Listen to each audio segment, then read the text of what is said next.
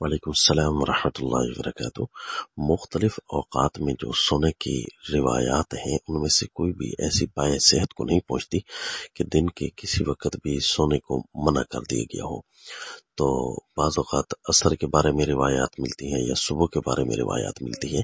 اگر تو انسانی ضرورت ہے، تھکاوٹ ہے، تو کسی وقت بھی سو سکتے ہیں۔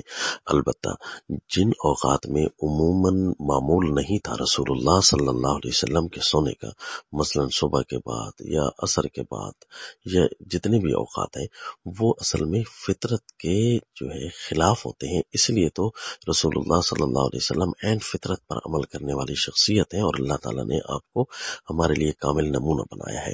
لہٰذا ایسے اوقات میں معمول نہیں بنا لینا چاہیے سونے کا جن اوقات میں رسول اللہ صلی اللہ علیہ وسلم سے معمول میں سونا ثابت نہیں ہے۔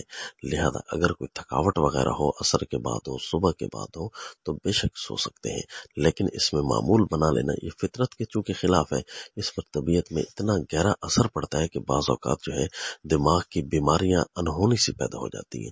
اسی طرح جہاں آپ صلی اللہ علیہ وسلم کے سونے کا معمول تھا چونکہ کامل نمونہ ہے، تو اسی معمول کو ہم اپنائیں، مثلا رات کو جلدی سونا اور صبح کو جلدی اٹھنا، تو اور اس طرح قیلولہ کرنا، یعنی دوپہر کو تھوڑی دیر سونا۔ یہ ایسے سونے کے اوقات ہیں کہ ان میں بندہ اگر نہ سوئے یا خامخواہ لیٹ کرتا رہے تو دماغ کا بہت ہی منفی اثر اس پر پڑتا ہے، اور بعض اوقات تو تفکر فوت ہو جاتی ہے، سوچنے سمجھنے کی صلاحیت ختم ہو جاتی ہے۔